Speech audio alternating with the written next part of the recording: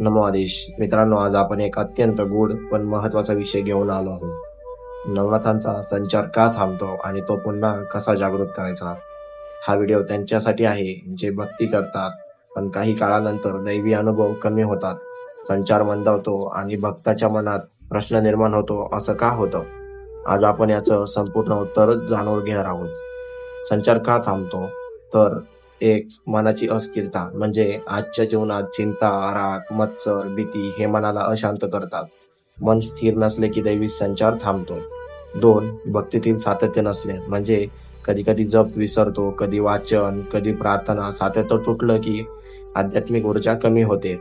3. गुरुकृपेचा अभाव, गुरूंच्या नात्यात दुर्बलता आली की नवनाथांचा संचार आपोआप मंदावतो. 4. स्थळाची अशुद्धती, म्हणजे घरात वाद, अस्वच्छता किंवा अपवित्र कृत्य, स्थळाची ऊर्जा नकारात्मक होते आणि नवनाथांचे सूक्ष्म स्वरूप दूर जाते. 5. देह दुर्बलता आणि चुकीच्या सवयी, म्हणजे वाईट आहार, व्यसन, अस्वस्थ जीवनशैली यामुळे शरीर मन दैवी शक्ती स्वीकारण्यास अक्षम होतं.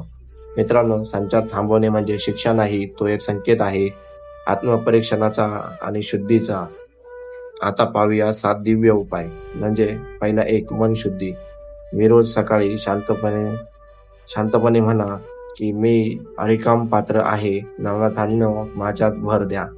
2. नामस्मरण, म्हणजे ओम नवनाथाय नमः रोज 108 वेळा जप करा. मन स्थिर, शांत आणि ऊर्जा उंचावलेली जाणवेल. 3. नवनाथ भक्तिसार वाचन, रोज एक अध्याय वाचा आणि मनात प्रार्थना करा, नवनाथांचा संचार माझ्यात जागृत व्हावा. 4. शाब्री मंत्र साधना, संध्याकाळी दिवा लावून गुरुकडून घेतलेला मंत्र जपा. ही साधना संचार पुन्हा उंचवण्यास सामर्थ्यवान पद्धत आहे. 5. पंचतत्वाची पाळणूक, म्हणजे अग्नी दिवा लावा, जल स्वच्छ पाणी अर्पण, वायू प्राणायाम, आकाशची प्रार्थना, पृथ्वी भूमीला नमन करणे. 6. गुरु प्रार्थना, रोज मनोमन म्हणा, गुरुदेव तुमच्याशिवाय मी काही नाही, माझ्यातील संचार पुन्हा जागवा. 7. सात्विक आचार विचार, म्हणजे सात्विक आहार, कमी बोलणे, शुद्ध विचार आणि रोज किमान 10 मिनिटे ध्यान करा. तर मित्रांनो, छोटी 10 मिनिटाची साधना. 1 म्हणजे शांत जागी बसा. 2. खोल श्वास 3 वेळा घ्या. नंतर 3. ओम नवनाथाय नमः हा 108 वेळा जप करा. 4.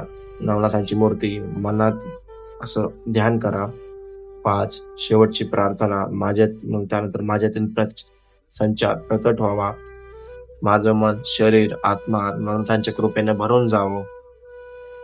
संचार जागृत झाल्यानंतर तुम्हाला जाणवू शकतं घरात शांतीचा दरवळ, मनात स्थिरता, रोमांच उभे राहणं, नवनाथांच्या दर्शनासारखी अनुभूती, गुरूंची सतत आठवण, वाईट विचार कमी होणं. तर एक प्रेरणादायक कथा आहे. तर एका गावात विठ्ठल नावाचा नवनाथ भक्त राहत होता. तो रोज भक्ती करायचा, जप करायचा.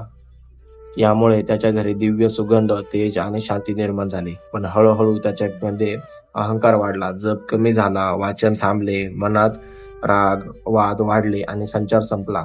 उदास मनाने तो गुरुकडे गेला. गुरूंनी प्रेमाने सांगितले, नवनाथ कधीच दूर जात नाहीत, भक्ताला फक्त स्वतःच्या चुका समजण्यासाठी थोडा वेळ देतात. गुरूंनी त्याला 7 नियम दिले.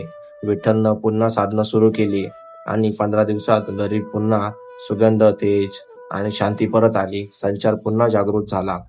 संदेश असा, संचार बंद होणे शिक्षा नाही, ती एक चेतावणी आहे. पुन्हा घडूया. नवनाथांचा संचार, सातत्य, शुद्ध आचार आणि गुरुकृपेने पुन्हा जागृत होतो. नमो आदेश. व्हिडिओ आवडलास तर लाईक करा, शेअर